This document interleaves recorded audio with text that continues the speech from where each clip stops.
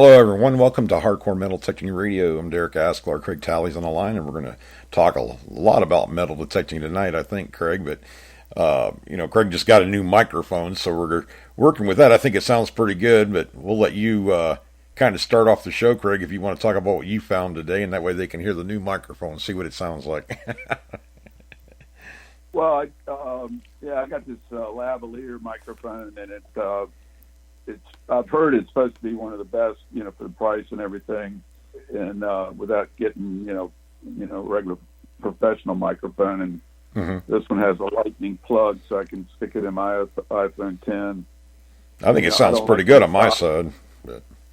Yeah, most of the phones nowadays don't have a headphone jack anymore. But, right. I listen. I did a couple of videos, just talking and stuff, and then I played it back, and it did sound. It sounded stronger to me than it did with the other one. Yeah, the other one is like a gaming. I have one of those Logitech.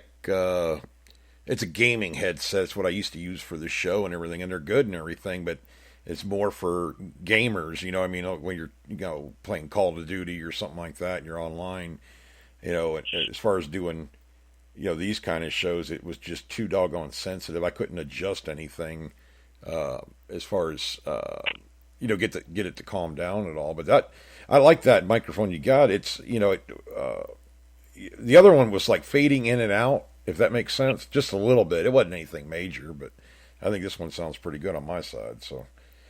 This is it's a cardioid microphone or something. It's tiny. It's a really miniature thing. I was kind of thinking it was going to be a lot bigger than it was, but it's kind of nice to, I just wanted to try it, just to see if I can improve the sound a little bit, and if it does, that's great.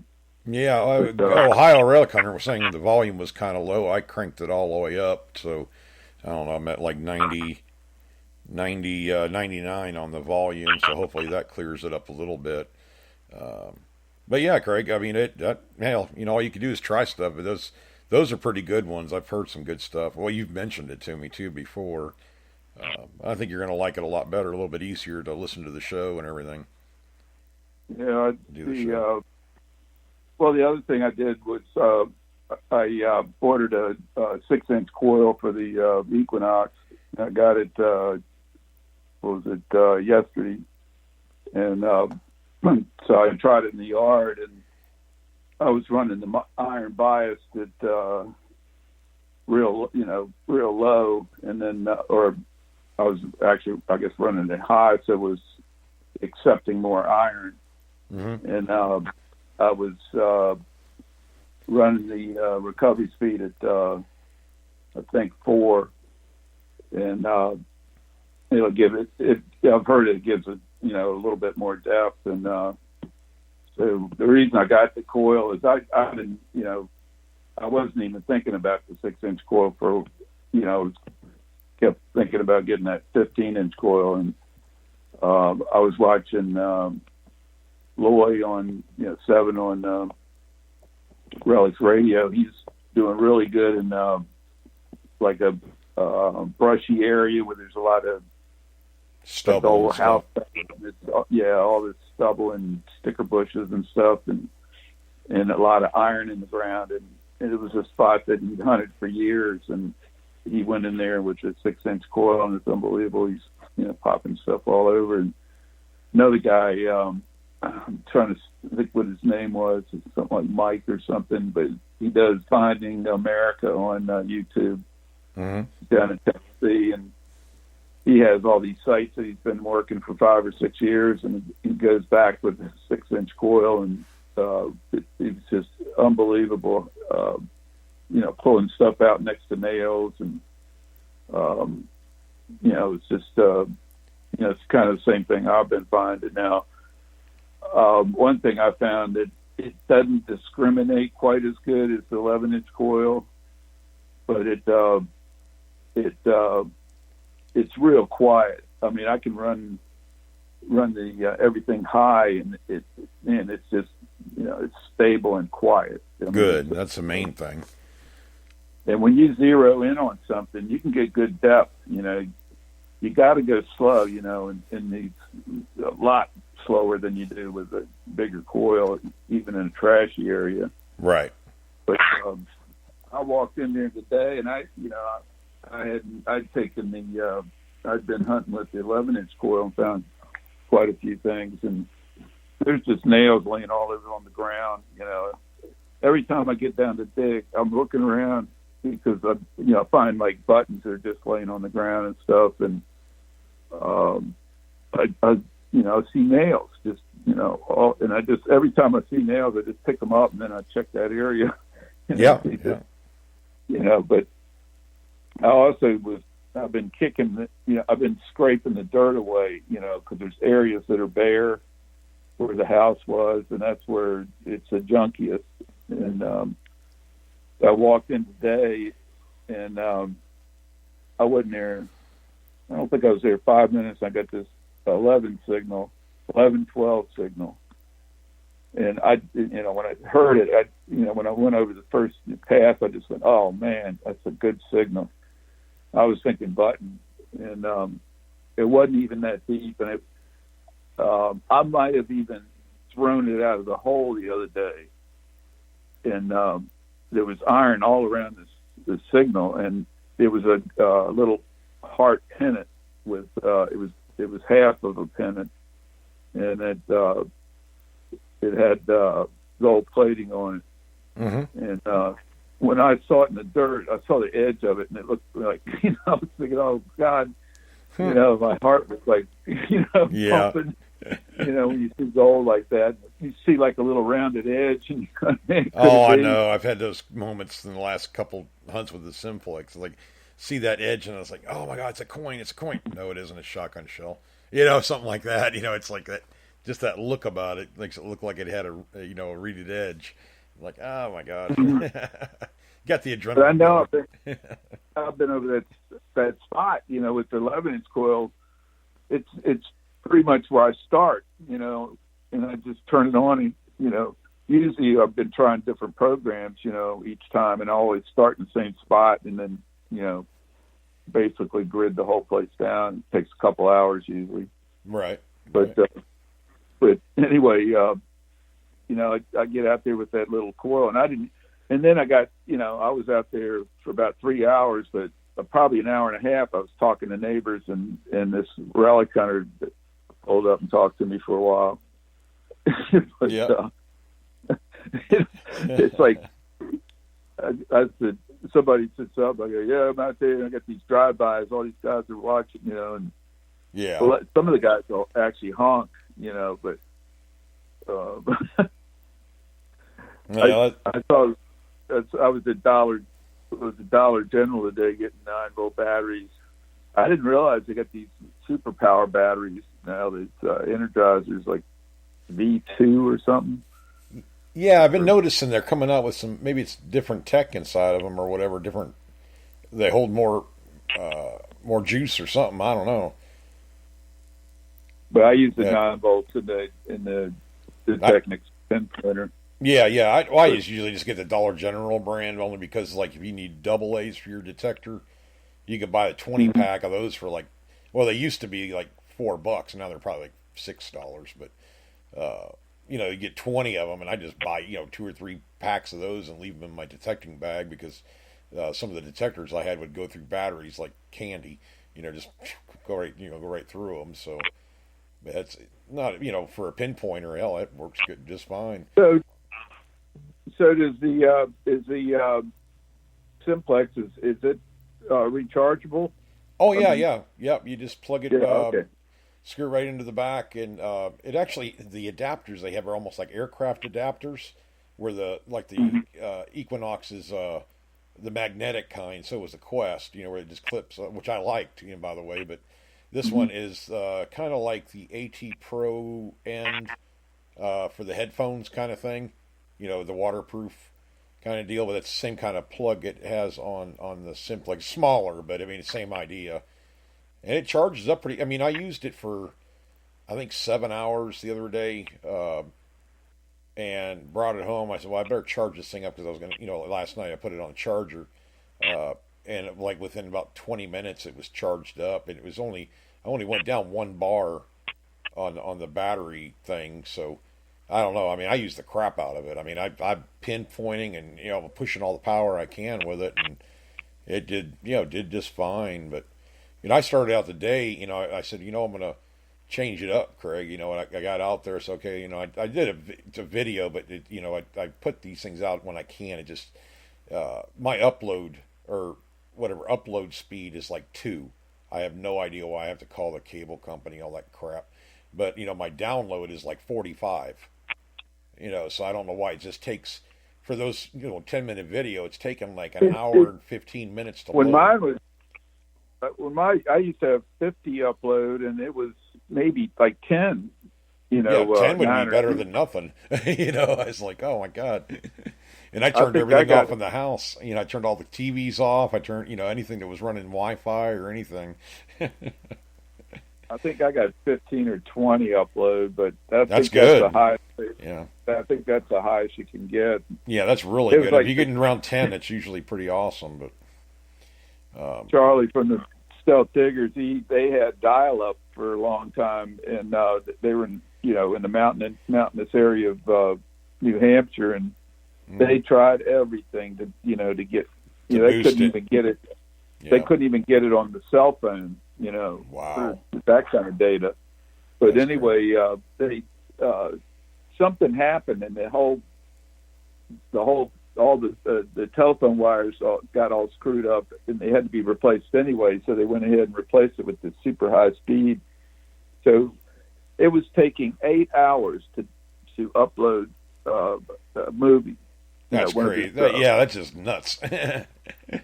So he was uploading 2 a day.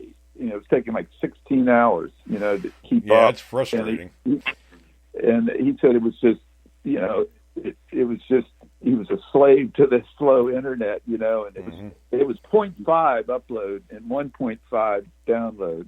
Wow, that is, you might as well just send a letter, So. Well, anyway, it was taking 8 hours to upload, and now it takes 8 minutes. Yeah, see, that's what I'm thinking that it's the router box is what it is what it has to be. But anyway, I kind of got off on that a little bit too far. But at any rate, I took the Simflix out this morning, and I went ahead and I talked about doing is turning the volume down on the iron signals, and I didn't want to turn it all the way off. It was on like 4. Well, they have bars up there, anyways. But I backed it down so there's only 1 bar showing. And I moved up. I was bouncing between field and park. But the first thing I noticed, Craig, is I'm unmasking the crap out of stuff. I mean, I had I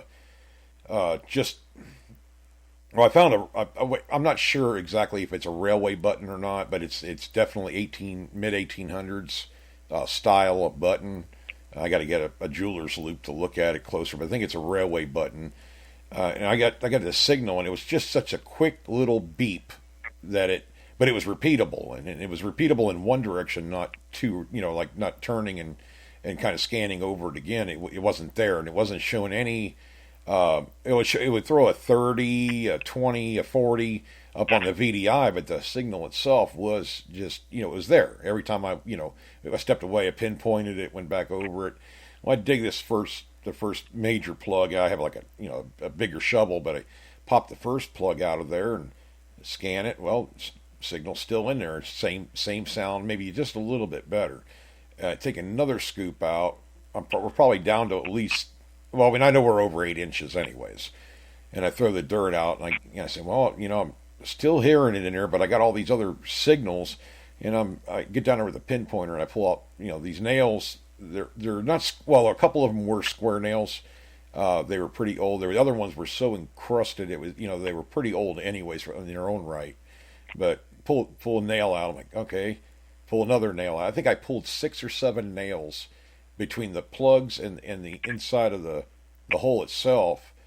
And I'm digging down, and I think what happened was the button kept on falling off the end of the shovel, and because the sand, it was kind of loose right there.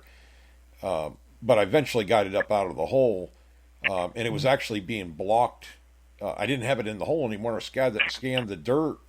I'm like, I'm not getting in here either. What the heck's going on? So I take the pinpointer and start going through it, and I pull out 3 more nails. The nails were sitting on top of the button, and I'm like, oh, I got it's the size of a half dime. It's pretty small. It's or smaller than a dime, anyways. But yeah, I got that signal, and it rang up as a solid 30. Once I had it out of the hole, but there was no other targets, no other non-ferrous targets in there. Turn right around, and I don't know, 10 feet away, I get a different. It was a repeatable signal, but it was a different. It's a different nuance altogether. But it was very short and sweet, and I could only get it in one direction.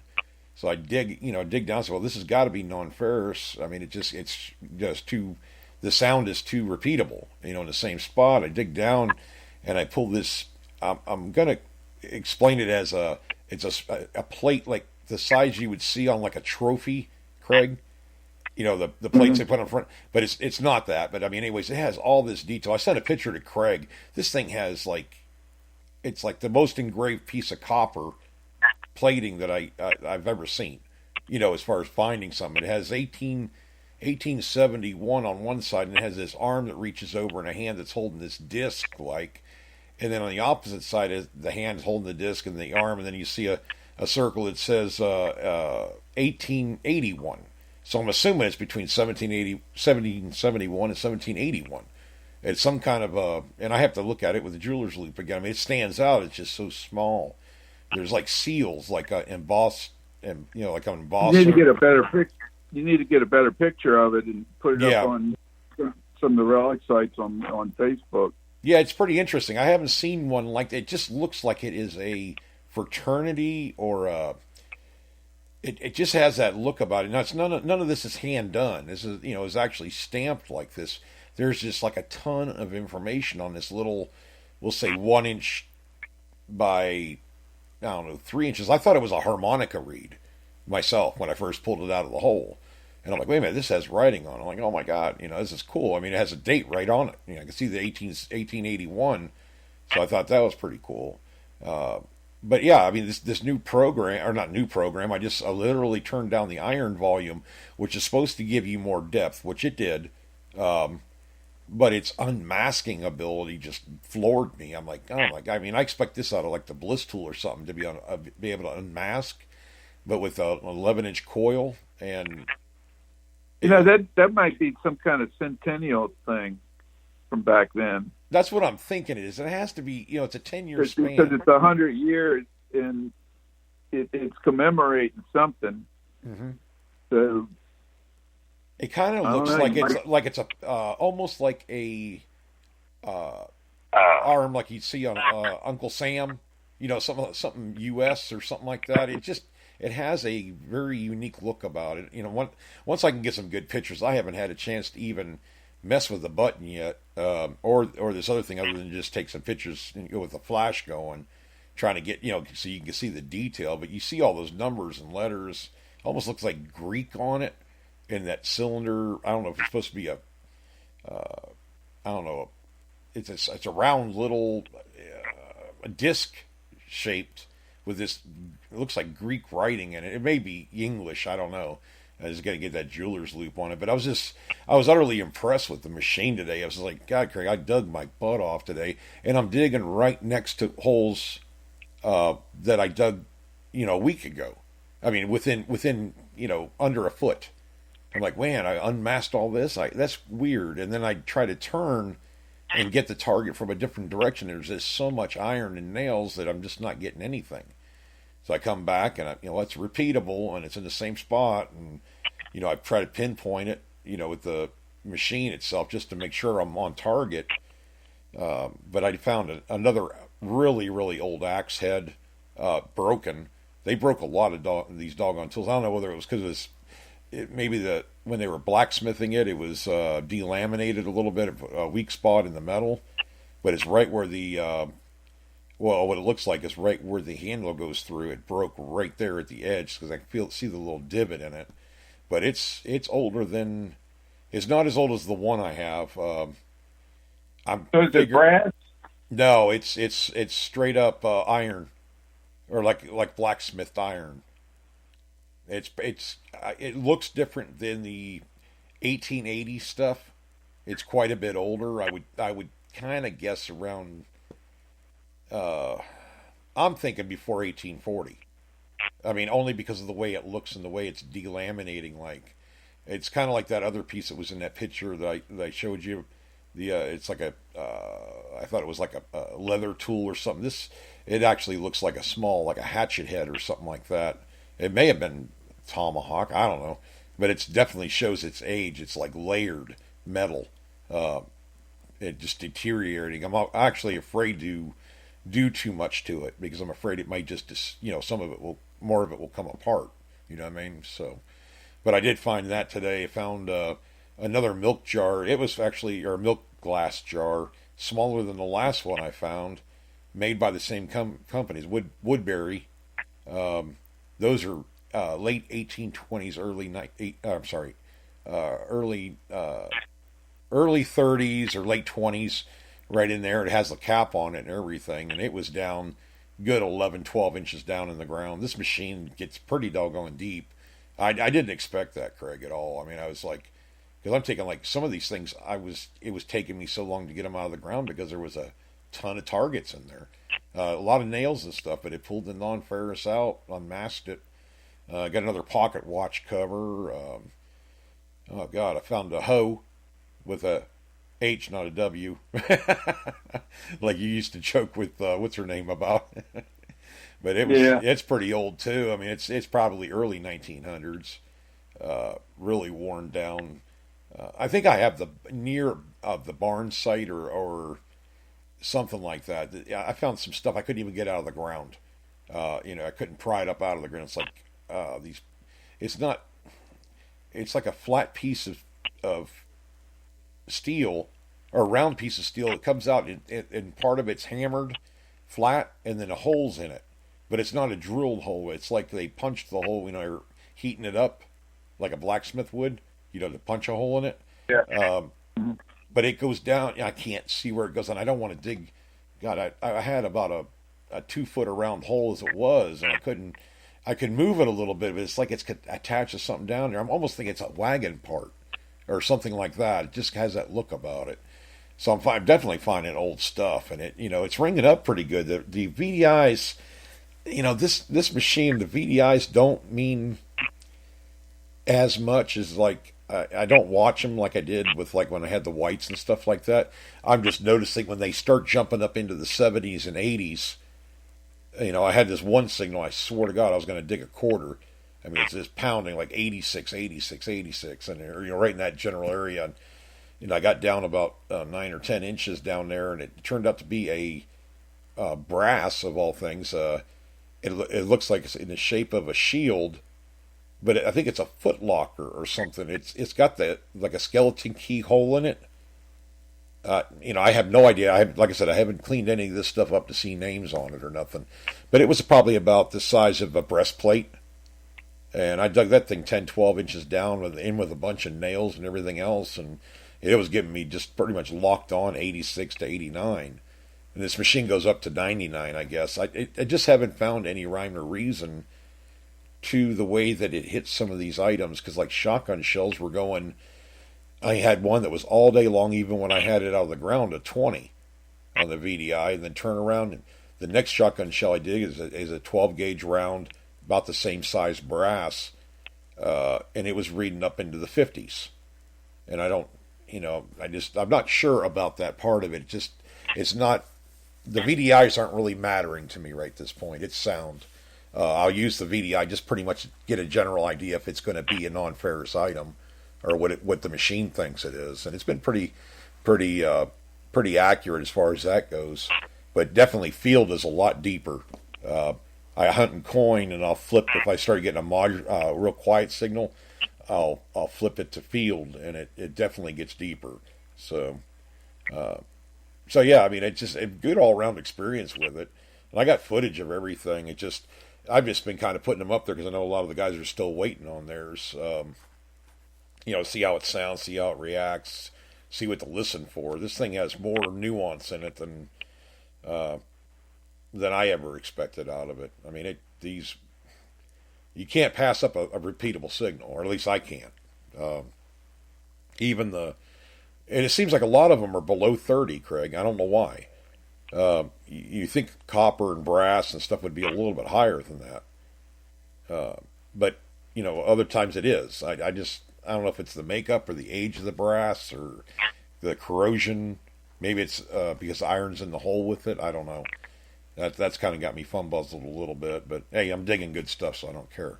You know what I mean? So, but yeah, I've got even some more pocket watch parts. I think I got near. I mean, with this 1920 stuff, and then it's like you get 20 feet away, and it's all 1800s. It seems like it's not really mixed in with each other. It's definitely separate, the areas where I'm finding this stuff, but yeah, I don't know what was right there. I almost thought it was a part of the house at one time because I'd find the makeup or whatever, the cold creams or whatever that Woodbury stuff is. It's like a cold cream or a lady's makeup, I'm sure. And then the pocket watch, and I figure I had near the bedroom or something like that, or something. But then I don't know, Craig. I'm just no coins yet. I know the coins have to be there. I think they're all masked up underneath all those nails. I showed the landowner. He's come out and he goes, "What have you found today?" And I took him to the back of my pickup truck, and I had the tailgate down, and all these damn cast iron, this and that, and shotgun shells. And you dug all that in my pasture. I said, "Man, I got 3 more buckets at the house I've dug out of here." He goes, "You got to be kidding me! All that stuff's in the ground." I said, "Yeah, and I got stuff I can't even move with a shovel, and I'm digging around it. And I can't pry it up, and brick and everything else, Greg. It's crazy. It's a good site, but it's a tough one. You got to unlayer it essentially. You're just not going to go in there and dig these deep targets. You got to get all that junk off the top. And but yeah, just I'm having fun with it. What can I say? Never thought I'd have fun with a $253 metal detector, but I do. It's got attitude. I like it. But yeah, I have a few more adjustments I want to try to make on it. I haven't even done a manual ground balance on a thing or anything, Craig. I've just been running auto ground balance. Really, other than turning the iron volume down. I kept the sensitivity around 3/4 and didn't see a need to. I'm digging good stuff. Why mess with it? You know what I mean? If it's doing a good job. Once I, stop finding targets, I guess I'll, crank it up some more and go back over the area. I almost wish they had a smaller coil for this thing. I think this thing would be great. Sniper coil. Oh my God.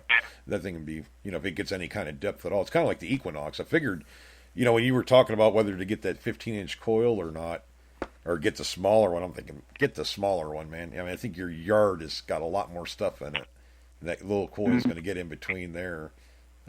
Well, it worked. You found the heart. So. Yeah, and I mean, I was impressed because I was creeping along there, and I've been over that. That's an area where I first start every day. And it's where the house. There was a house there that there's 3 different dates that I've heard: 1910, 1905, and 1900. Right. But I think it was probably 1910 myself. But anyway, they tore the whole house down. So there's so many nails in the ground. Yeah. It's just unbelievable, and all the stuff that fell probably through the floorboards. Yeah. It's amazing how many porcelain and mother of pearl buttons, I find just laying on the ground, plastic toys and weird marbles, just all kinds of stuff like that. And then, there's I've dug flat buttons that are British from 1800 to 1810, period.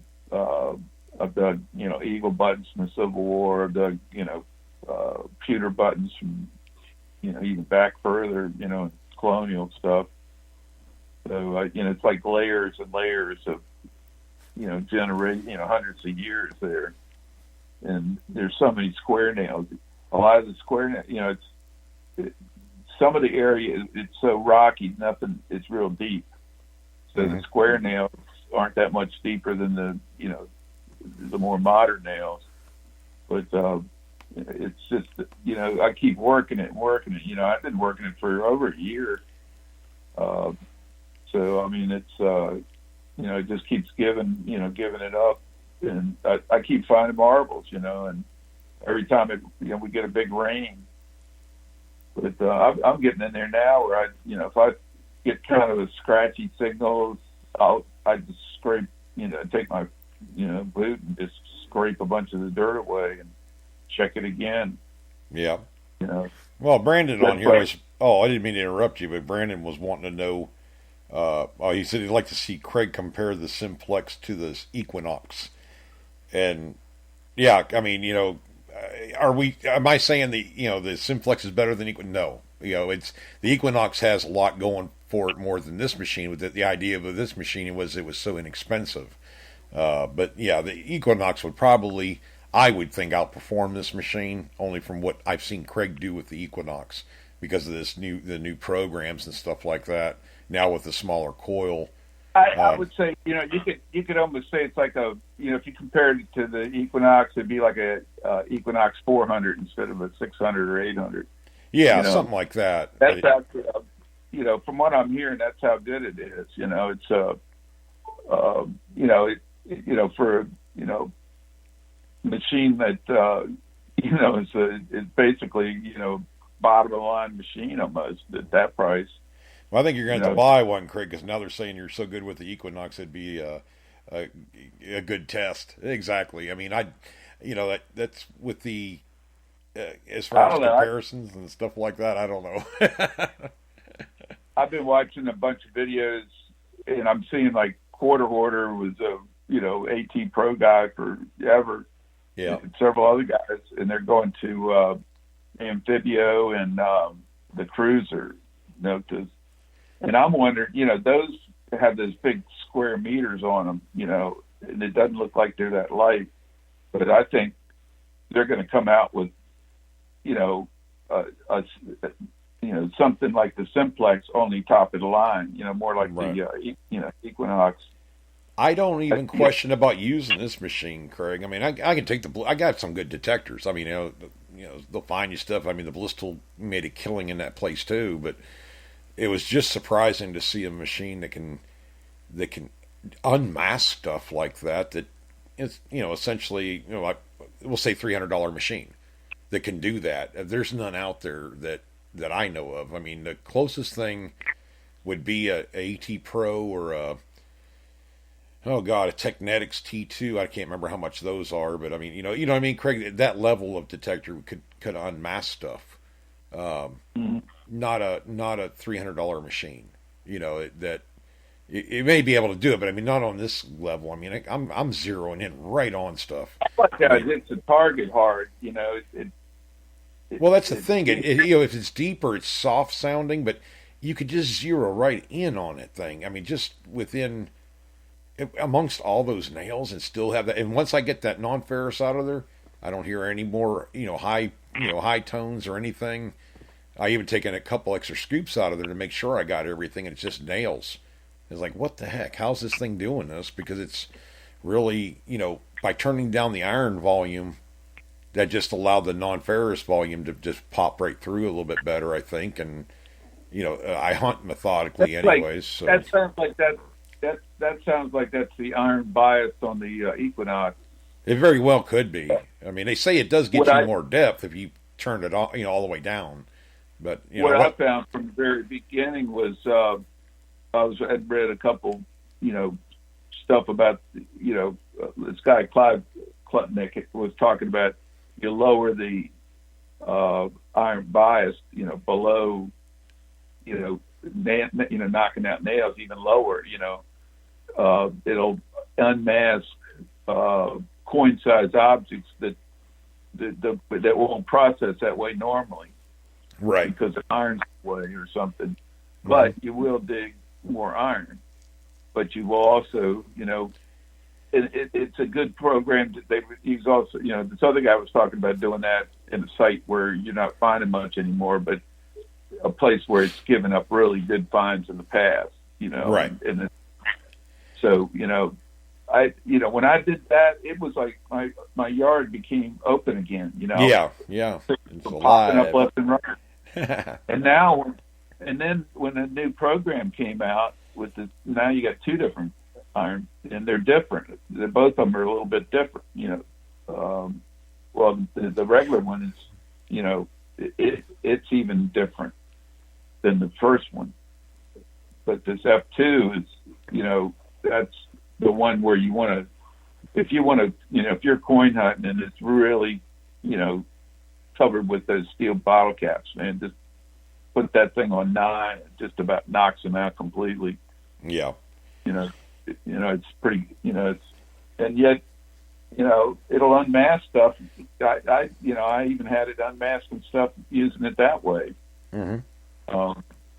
So I go out every day, and go over, and take a different program. I use different recovery speeds and different things like that, and just, keep going over the same spot to see if I can pull something else out. And one thing I find is some of the things in the super bad iron, you just can't hunt with those programs. Like Park 1 just doesn't, it's too noisy to me. Right.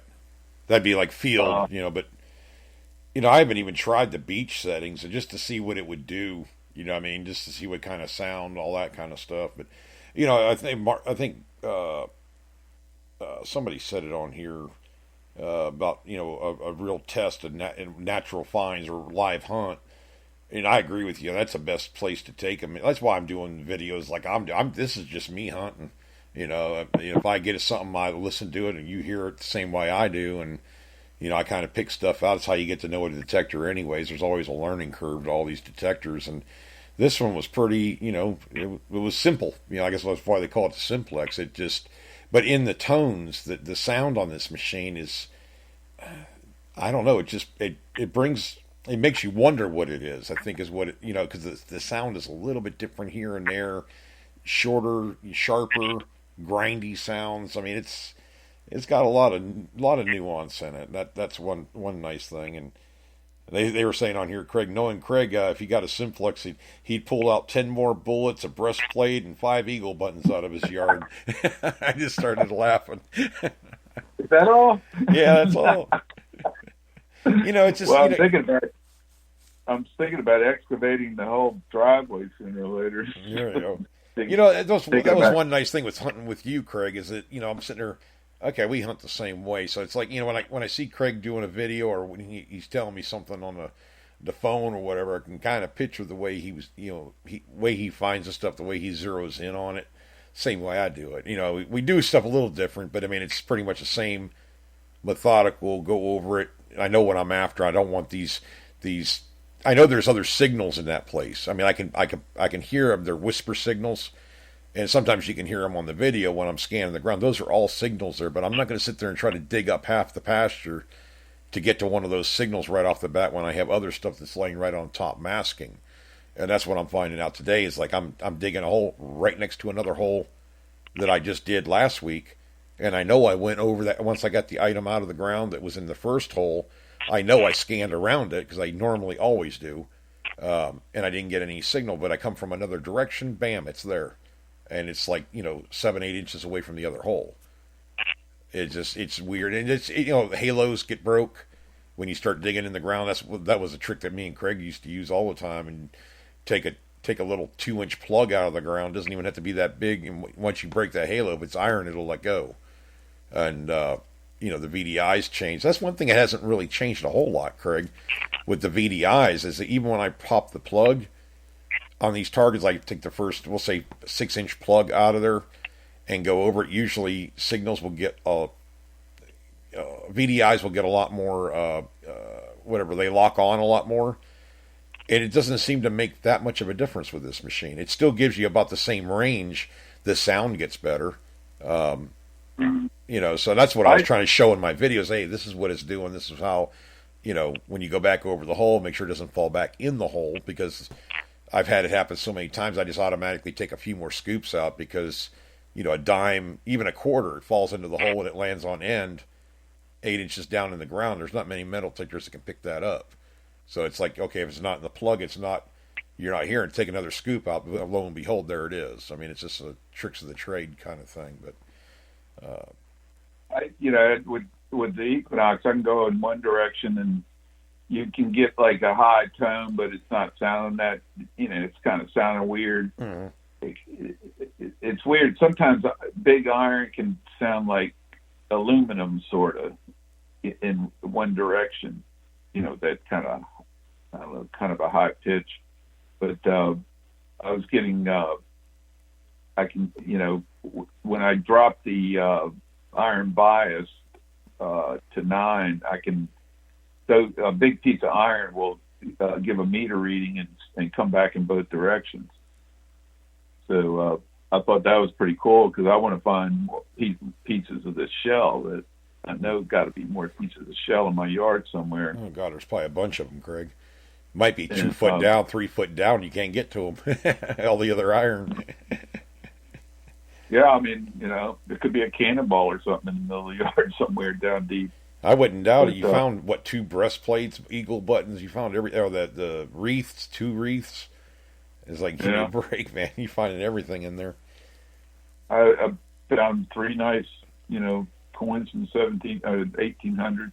Yeah. But I was talking to John, and he turns around and tells me, he goes, "Well, I just want to let you know that so and so. I'm not going to give the guy's name, but I guess he owns the antique shop there in the town." He goes, "Well, I was talking to him the other day, and he said to come over to his place there, and over to the shop over there. And now, I guess out back they have an old, really old. He calls it a shed, but it's. He said it's been there forever. I mean, longer than he's like 80 years old or something like that. And I guess, it's been there since he was a boy or whatever. And I guess the floor's all rotted out of it. And he wants me to come over and, see what kind of stuff's underneath it, or I was more than welcome to. And it's funny how you get permissions, I've known John for a little while, and he let me on the property and everything. I'm just excited about what you've seen. And the funny thing is, I told him, I said, whatever I find, if you want it, you can have it as long as you don't throw it away or something like that. And, no matter what I found, I said, you want that? You can have it. No, that's all right. I like looking at the stuff, so I guess I'll get some photos and stuff like that. I might put him a show box or whatever, give him or whatever. But he's not one of those. I don't know. They get gold fever. We talk about that sometimes. How some places, some people will do that. All of a sudden, they see you find a dime or something like that, silver dime, and oh my God, they want everything. But I've never really had that problem. I know Brandon, Stewart had that problem up there, and Swazi had that problem at that one place where they wanted everything. But it's just fun enough to find it. I mean, if I get photos of it and everything. I've done hunts like that. I mean, I did that one for the archaeologists, at Manassas battlefield. But I didn't mind. I dug my only 20 to 30 pound shell, artillery shell right there. It was probably shot at First Manassas, and or, full run. But it was amazing just seeing that stuff and being able to dig there. I mean, that was like what the first major battle. The history was, and there was a second battle there, second Manassas, part of the way through there too. But yeah, it's just awesome being able to dig something that was actually from the battle itself. A lot of the stuff we dig, you can't go on the battlefields. When I first started, there was a lot that weren't protected. And people would let you dig on the battlefields. Like this one guy's farm down in Fredericksburg, it was backed up right to the edge of the park, and it was massive area. And he was friendly. I mean, once you met him, you could park, anytime you wanted to come and just park and go out there as long as he didn't have crops growing. Oh, yeah. We'd see, when we first started doing it, we first heard about it, it was like 20 guys, in the field when we get there, hunting. But it got so where, it wasn't as much. But, it's I don't know, it's a crazy hobby, It is. It is. It's people get all worried about the detectors, and I was telling people, I said, back we didn't have the greatest detectors. There just wasn't any like there is nowadays. And I said, but there was so much stuff. Everything was just packed with relics. I mean, we'd have, easily 100 bullets in one day, Right. It was, plus all kinds of other stuff.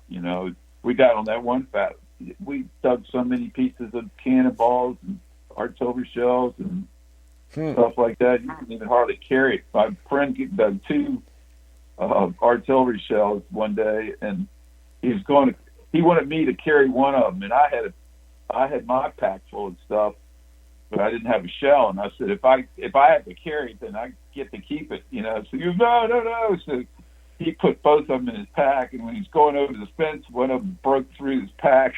Oh, God. So we need to find a bucket like you found. Yeah. Well, it was funny. He dug 2 shells in one day. He dug one on this one hill, and I told him after he dug that, and I dug a large cent, and so he goes, it started thinning out a little bit. So he said, where are we going to go next? And I said, see that hill, that second hill over there? That's where the Confederate artillery was during the Battle of Fredericksburg. So we go over there, and it's like a real narrow finger ridge that goes out and looking straight over to the railroad that was there during the Civil War. And so the Yankees had flanked and basically had tried to sneak into the left side of the Confederate Army. That they didn't close the ranks, and so they had to do this emergency. Jackson got all upset and made all the men run over there, and they basically used canister shot, and all down the whole hill to the railroad tracks was nothing but these little, we called them Pac-Man bullets. They were like round balls with like a big chunks taken out of them. And it was weird. There were just thousands of them. I got tired of digging them. I got out of there, and it was funny. We came back, and people had dug most of them up, and then we started digging like deeper bullets that weren't those Pac-Man bullets. Yeah. But I got up on that one ridge, and he kept saying, I don't know, this doesn't, I don't think this is where the artillery was. And the first signal I dig is a friction primer. and I said, look, I was right. And so we start hunting. He takes about 5 steps after I get the friction primer and digs a shell right there. And I'm like, God, So I go on beyond. I jump, I leapfrog in front of him, and I get this scratchy signal. It sounded like a bottle cap, and it was a Confederate block eye button, and it had those buttons have like a iron back a lot of times. So and as soon as I pulled it out of the ground, the iron back just fell apart, but the front it's got a big eye on it. And the next week I came at that same spot and went down a little further, and I got another one. And but that place was just unbelievable. It was loaded, and now it's nothing but a big housing project. A lot of the stuff I'm finding, Craig, it just blows my mind. Because I think it's usually your first impression of something, like aging a site is usually right. But I'm finding stuff there that the iron is just literally falling apart. And even they're not square nails. Well, I did find some square nails too, and they're the same kind of condition, and I kind of expected them to be. But I mean, like when I was hunting up there with you, we find a square nail, it's pretty much intact. I'm finding square nails here that are so just disintegrating in your hand. It's not. I think the more modern iron, they use carbon or something in it, and it doesn't flake. It gets that rust disease, Right. Or, this stuff doesn't have. There's a material or a metal, magnesium. No, not magnesium. Ah, God, they were just talking about it on TV the other day. Metals that are pre 1840 do not have this element in them. Anything after 1840 does. And when they're showing the iron is actually flakier or whatever. It's almost like a delamination, I call it. If you watch Forged in Fire or whatever, how they, it didn't forge right, it didn't melt together properly. Um, yeah, that's one piece. I mean, it looks like that. It's like considerably. Another piece that I have there that I almost positive is 1880s. Looks, I mean, it looks brand new compared to this other piece. This other piece looks at least 50 years older. I mean, just general appearance, and they were found about 20 feet apart. And tools hang around. I mean, I have tools in my shed that I've gotten at auctions and everything else. Model T parts and or wrenches and stuff like that. So I mean, it wouldn't be uncommon for a plantation to have old saddles, old tools, old this and that laying around. They used some until it broke. Really, I mean, they used it until they couldn't use it anymore most of the time. But I found the tips of the I don't know if it's a Bowie knife. It's a heavy duty knife, whatever it is, and and it's like I had about a 3-inch piece, the end piece of it off, and you could feel on that piece what happened. They jammed it in something and pulled the wrong way, or they fell and it stuck and it broke off. But then I have another machete looking kind of, well, I think it's a chopper blade. I'm not sure. Then I have a handle to one. And I think the handle that I have is actually to the small piece. Wherever that blade is. And I've been trying to find it today and I couldn't find it just yet, but there's a lot of iron signals around there. But I'm not digging modern kind of iron. I'm digging, and really I'm not digging very much so-called like just pieces of iron, like they're just stock, or they're, I don't know, I found a couple of plow blades and stuff, but I'm not just finding just regular old steel laying there. This is all mostly cast, and the stuff that's not cast is considerably older, I think. But I'm still aging the site. I'm getting stuff with names on it. I'm actually back to whatever this last thing was, 1871 to 1880, 81. I don't know. The button falls into that range too that I found, but then I find other stuff that's older than it. So I mean, this was the only house. I did a historical aerial thing, Craig, and well, by the way, I don't like that site anymore. I don't know if you've been on it or not, Craig. The historicaerial.com. I don't know. I looked at it once, but doesn't have to have a bunch of subscriptions or something. Oh yeah, they want you to this advertisement and that advertisement, and allow them to use cookies. I'm like, you know what? Don't need your site. I'll find my own. And that's what I do. You can look at your local tax office. Usually they, property appraiser's office. They usually have a website where you can get at least maps. I can get maps back to. Well, it depends on when they have aerial photos of your area too. But I go back to 1970, 71, and did a big blow up. I mean, the plantation house that was there, we can actually see where either it's the house or it's another barn, about 100 yards away from where I'm digging at right now, that shows up in 1971 and 1974, but then it's gone. And John bought the place 25 years ago, and there was nothing there when he bought the place. So this is all stuff that's I'm thinking that's the house back there. I'm almost positive it is, and where I'm at right now is more of a barn area or stable, because of all the horse tack I found and the rosettes and all that kind of stuff.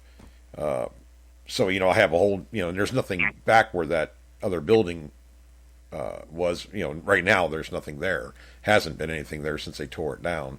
Now whether they pushed the buildings over, I mean, I'm finding tons of nails, so you can imagine. I think they just pushed the thing over, or maybe it caught fire, maybe it rotted out. Down here, termites are so bad, Craig, that like the Linden house, I hunted that around that place, and it was old when I started hunting it. Or looking like it was going to fall down, and he finally tore it down. But yeah, the termites just eat them up because they're all made out of wood. They were all on like stilts off the ground. The subterranean termites get in there, and it's all over with, kind of thing. So that could have happened also. Yeah, I think I've just not even scratched the surface of this place. And like I said, I got the items that I put out on the table and took a picture of and showed. I got more stuff. I mean, I had another 5 gallon bucket full of different pieces and stuff. I don't even know what it is yet. Just cleaning and trying to brush on them when I can. But today I got another 5 gallon bucket full. And some of it's just junk. But I haven't found very much modern stuff at all. I haven't found one square tab. I found two pull tabs already, and one can that you had the old beer cans where you had to use the key, whatever, to pop the hole in them. Yeah, I found a couple of those, but I'm finding a lot of 1920 screw caps and jars and glass. I mean, some of this glass is super thick. I don't know how early that is, but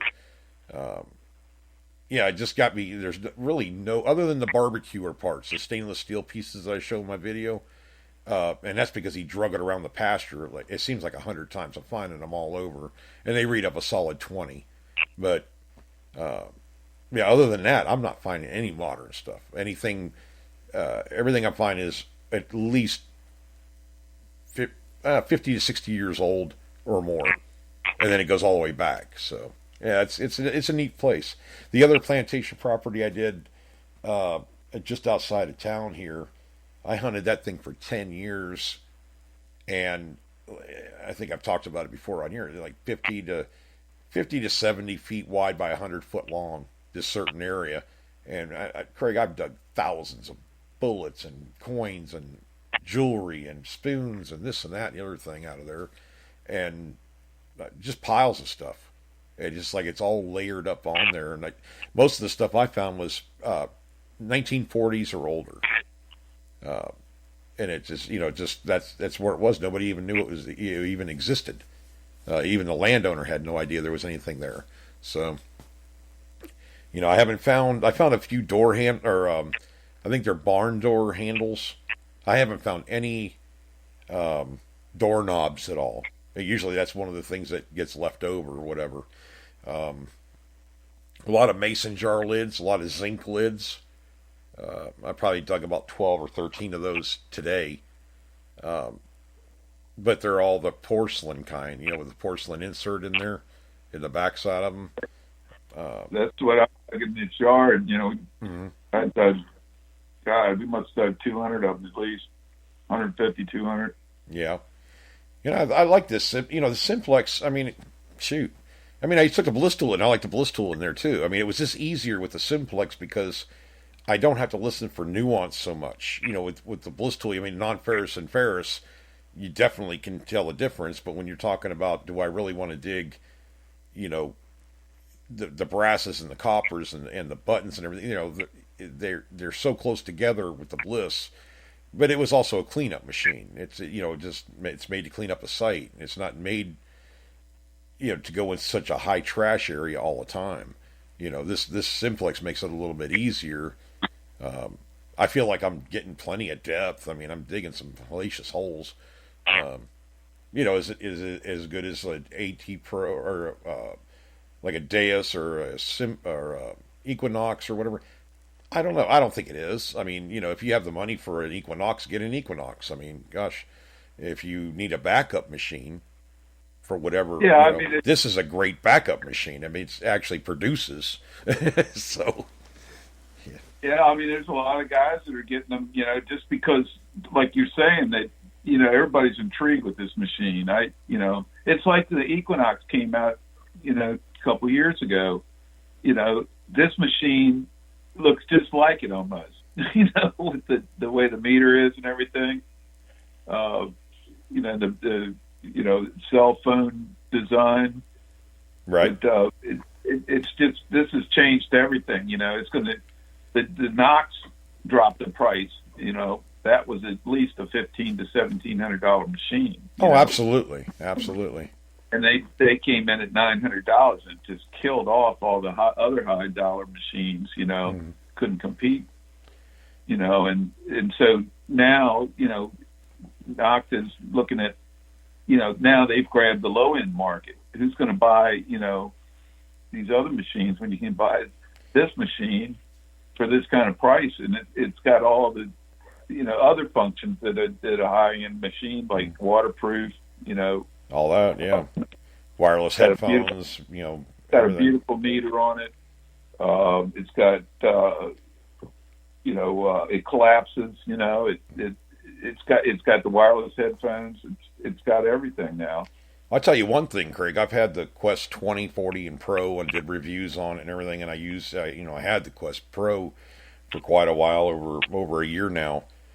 This Simplex whoops its butt. I mean, I think anyway. I like this Simplex a lot better than the Quest Pro. And the Quest Pro is, it's waterproof and the whole 9 yards. It's like an $800 machine. It does a good job, and I'm not beating it up. It's something about the way that the sound is on this. And I was just saying that a couple months ago. I wish they'd come out with a machine that really kind of changed, could elaborate or make the sound better on these machines, the sound cards, the sound circuitry, to make it more information in that. But also information you can understand, the right tones and everything else. They're starting on that way. I mean, they're critiquing these machines. It's just not a sound card, or I call it a sound card. It's just not a beep. I mean, it's like MindLab's already done that. They had the E-Track and all these machines, and they have a different sound than a White's does, or different sound than a Tesoro does, or whatever. Everybody has their signature kind of beeps, but it's just making that sound better. I'm able to pick stuff right out. I mean, when I watch the videos, these guys doing videos with the Simplexes, and a lot of, when I started watching the videos, they had just gotten them also, so I'm sitting there watching him, and he's going over, well, I don't know, that's not locking on, but I'm sitting there listening to the video going, that's a target in there. I mean, there's absolutely non-ferrous target in there. If he's using presets like he says, I can hear it. It's a repeatable, it's in the same spot. Dig it. And he just walked on from it. I'm like, oh my God, I think this machine's going to make, it's going to surprise me a little bit. But, don't ignore him. It's like the Equinox with Craig. Craig, when you get a high tweak, do you dig it? If it's repeatable in the same spot, you're going to dig it. Yeah. Well, it's like the Equinox doesn't really tweak. It kind of hums almost. It's mm-hmm. Yeah. It's like with the Deus, it's got a real sharp, quick, tink, tink, tink. Yeah, tink, tink, tink. Yeah. Chirping, almost a chirp. More of a, it doesn't have a hard hit in the middle like some of these other machines have. It's more of a, it doesn't hit in the middle of the sound. Some of these, like the Bliss Tool, just pops in the middle of the sound when it break your eardrums sometimes. Yeah, it just goes bink. It just crushes it. Whenever it does that, it's a good target. Yeah, but it doesn't do it. The deeper it goes, it gets to the point where it doesn't. That goes away, and it's just like a soft, signal. But that's the way that MindLab sounds normally. It's not like a real heavy signal. So I had one that's, it's kind of like what you were just talking about. You said say that again, how you described it. Elongated or something like that, or a hum over or something like that. The doggone Simplex did that to me on a target today, and I can't remember what it was, but it was like it wasn't a chirp or a, it was like long tone, longer than normal. But it almost sounded like what you were talking about. It was like wrong, wrong, wrong. It wasn't just pounding on it. I don't know what that means on it, but I mean, it was a good target. It was a non-ferrous target. I get targets that are good that in one direction they sound beautiful, and in the other direction can't even hear them. It's the same tone, but it's got like a buzz or a like a distorted kind of sound, but it's totally repeatable. Mm-hmm. And those are usually good signals. It's something. It's either you're hitting it from a different angle in the objects at maybe the slant or something that's not giving you as good, or there's a nail near it. Right. But I can hear, even with that, hearing the, being next to the iron, you can still hear some of the tone from that. When you went the other way, you can hear the tone. It sounds the same, only with this buzz in it. Right. And if it's repeatable, it's usually good. It's something next to it, But if you're sweeping and every second or third hit, it's making a high pitch in one direction, that's usually a square nail when I'm in my yard. Right. Or if you get like 4 or 5, 6, 7 nails in the hole, there might not even be anything else. Sometimes you get a signal on those. Yeah. But they've been on the ground forever, and they're all rusted. It's like a mineral. I've even seen like rust spots on the ground, and you can hear them. Or you get a signal, and you open the hole and you see a rust spot. And then you go back over it, and it's gone because it hits the air and just halo's gone. Yep. Weird, isn't it? Oh yeah. Ohio Relic Hunter says, guys, keep on doing those sound effects. I'm going to record them and use them as blackmail later. We've always said this since day one. How do you explain nuance on the sound? It's like you can't, until you hear it, it's kind of hard to explain it. Some of these machines just have so much, it's like an attitude. They got attitude. They give you all this information, and, and I'll be hunting. And I do the live hunt thing because I think I'm learning the same time you guys are. If you want to watch a video, great. It's, if you're buying one of these machines and it's the middle of the winter time, you can't hunt with it out there. So why not, hear how this machine sounds? Maybe it'll help you the best it can over a video anyways. But, it thing just does weird. I'm new to it, so it's weird. Anything's weird on this machine. But just some of the nuances are just, crazy. You get one tone and then a higher pitch tone, but it almost sounds like it's in a tinny sound, Craig. Like, really modulated, but it almost sounds like a tinny sound in it. And it's like it's trying to tell you there's a piece of non-ferrous in with a piece of iron or something. Or it's the way that they're masking each other. Comes up with something totally different kind of VDI number. It's like a mixed metal, type thing. But once you break that halo on it, then you can start, get down there, 4, 5, 6 inches down. It starts clearing up a little bit, and it starts locking on a little bit better. The VDI numbers are just a research tool. They're just another thing in your arsenal to tell what an item is. You're not going to know. I even say it in the video, and I've always said it. You're not going to know what you're going to have until you pull it out of the ground, pick it up, and look at it. And you probably still won't know what it is if it's really old, but you know what I mean? You can't sit there and say it's a quarter, it's a bottle cap, it just depends on what's going on in that ground, This guy I know that I used to hunt with years ago, he lives down, I think, in southern or central Virginia, but he joined this club, and almost everybody there has whites, and he had he has a white speed, the VDI 3 or whatever that thing is. It's Spectra V3i. Yeah.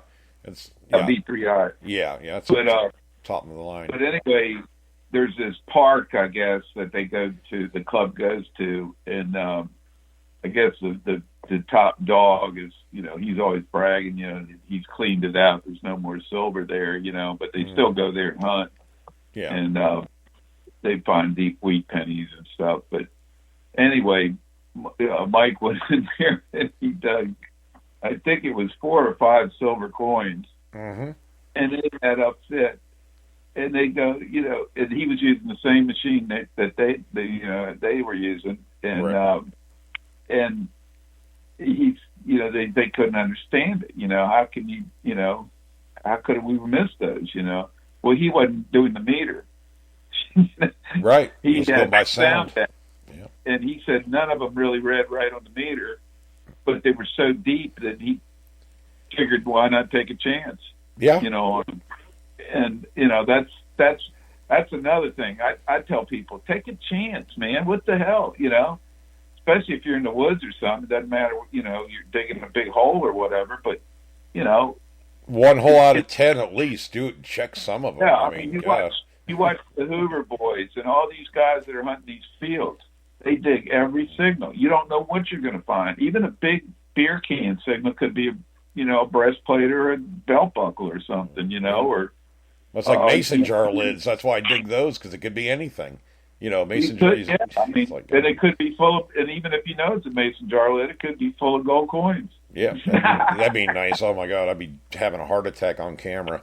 It's heart stroke or something. I don't know. I like to buy five Indian heads. That'd be cool. Oh yeah, heck yeah. Hey, it's what you're. I mean, that's what I dug so many doggone holes today, Craig. And I was sore afterward. I was probably out there from I don't know about 7 o'clock. It's like playing this the morning. lottery. It's like if you play the lottery enough, you might win. Yeah. And it's the same with it's a lot of it's luck. Once you're a good hunter, then the only other factor is luck in the spot you're on. Getting your coil over it.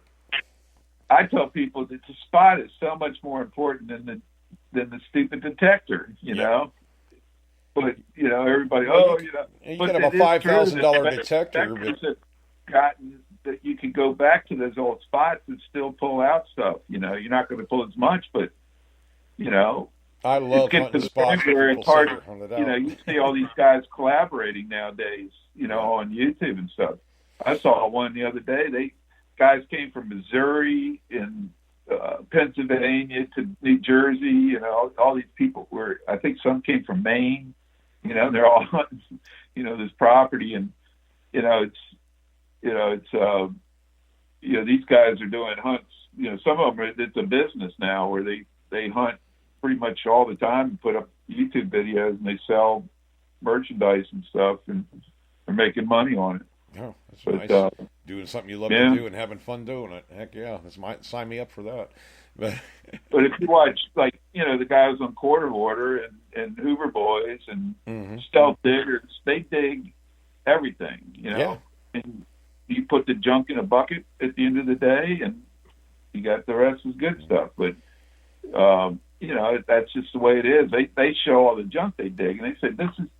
People think it's easy, and they don't want to do, these iffy targets, and these coins, especially like small, thin coins, or low conductors, they're not going to come back as good. Yep. And if you're in a colonial area, you could even dig an iron relic that's good. Like, I saw a guy the other day, he dug, he knew it was iron, but he dug it anyway because they were in this old area, and it was a flintlock, the hammer and everything was on it, the block plate, I guess you call it, or whatever. But that was a really cool relic, I'd love to have something like that, I always done one. I always laugh at them when they, these, some people, they don't get it. They don't understand metal. They're getting into the hobby maybe, and it's an exercise. Let me tell you, you go out in your backyard tomorrow. If you don't own a metal detector, just grab a garden shovel and go dig yourself 100 holes, a foot wide and a foot deep, and just dig 100 of them. Tell me if they ain't work.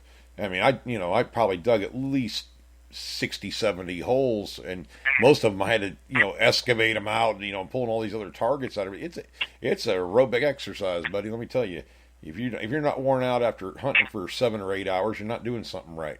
You know what I mean? Or you just don't have any targets to dig, because you go to a beach, and man, when me and Mike Miller and Paul Hill and we go out to the beach, man, we go out there for like 5 or 6 hours, and everybody, all you see is dig holes. They're filled back in, but everybody's digging everywhere. It's like a minefield, and it's like we're all beat to death after about 4 or 5 hours of that. Not to mention you water hunters. I don't even know how you guys do that. Water hunting. Anybody that's getting in the hobby, want to go out and water hunt, it's some work now. It ain't easy. Mike would go out there for 8 hours. I don't even know how he did. I probably wouldn't even last 4 or 5 hours out in the surf like they do. They're chest deep water, swinging a metal detector, trying to use a sand scoop and everything else. Yeah, that's crazy. But they love it. They find a lot of good stuff. They find a lot of jewelry, a lot of, just anything. But they're not selective. They get a signal, they dig it. That's how you get the good stuff. If you sit there and micromanage your finds with your like with this place, I want the solid, repeatable signals, but if something stands out, I dig it. I don't want the whisper tones yet. I want to get all this other big stuff out of the way so that I can layer the site. But I'm also going back to it all the time. Now, I'd probably be more selective if I only had a chance to hunt it once or twice. I'm going to be kind of, really looking hard. Right now, I kind of just wander around, Craig, and it's not that big of an area either. You get outside of the area where I'm hunting at, it just like dries up. There's nothing. But it was also a pasture for the past 150 years. So, I find some shotgun shells. I find some bolts, just weird stuff. But nothing like I'm finding on be on the north side of the property. Just got to dig everything. I got stuff I don't even know what this stuff is at all, Craig. It's all encased in like real hard packed sand, clay.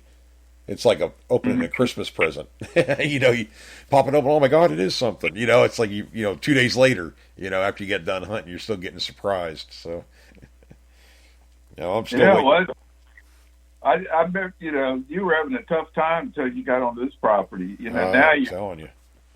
Now it's like it's like the old days again. Yeah, that was probably the worst 2 or 3 months in the last, I don't know, I've been doing this almost 20 years. That was probably the worst 2 or 3 months of my metal detecting adventures, put it that way. I mean, Craig, I dug every doggone signal.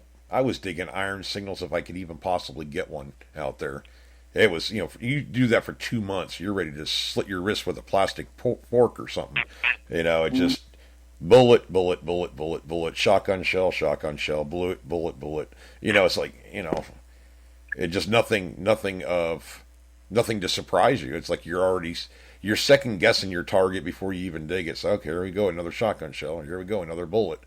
And it's pretty bad when you're right about it every single time too. But it's not for lack of trying.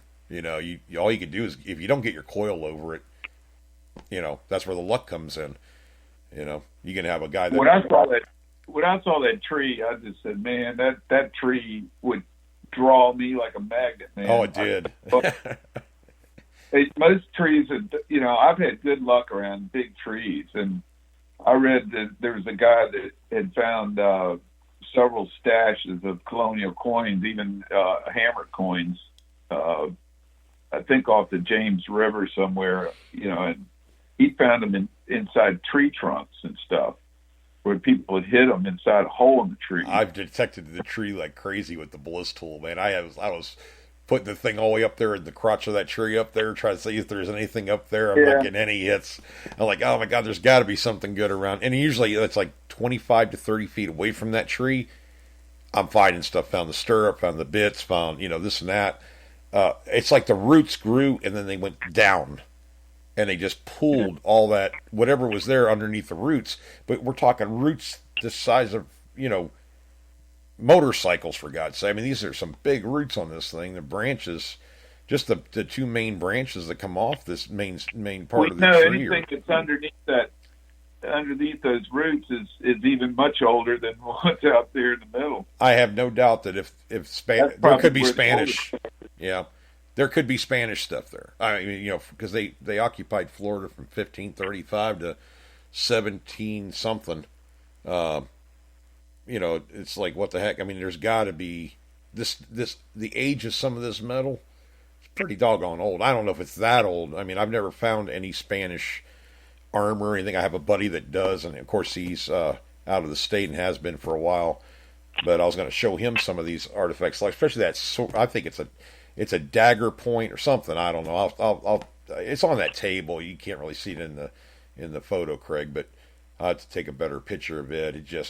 It's a mean looking tip, put it that way. It's pretty about a 1/4 inch thick. I mean, it's not a toy knife or nothing. It was used, but for something to break it off like that, I was like, holy cow! Either it was mismade or it was a situation where it just got broke. I mean, I don't know. But I'm sure there's Spanish stuff there. If it was all occupied, some of the stuff just looks just too old. I mean, which is good. I mean, I like that.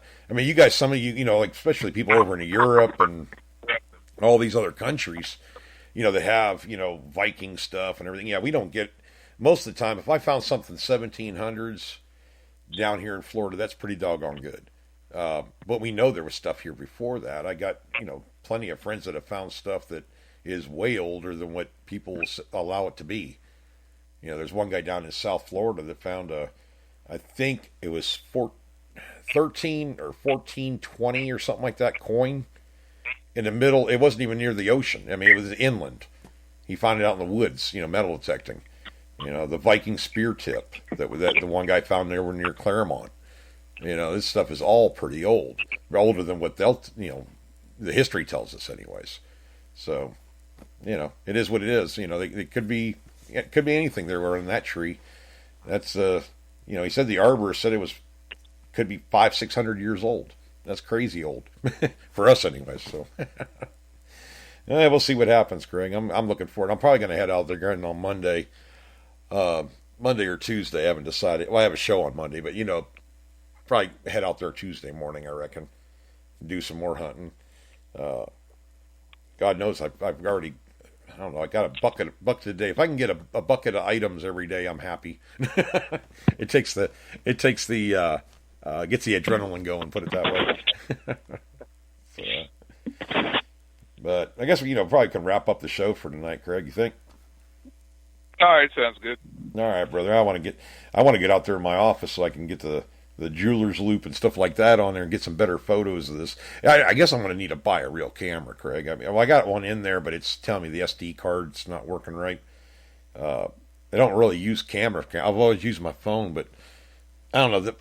You said you were having a problem seeing the pictures. They were blurry or something. I don't know what I'm doing wrong with this. Well, hey, what do you want for $39? I got to buy a $100 phone.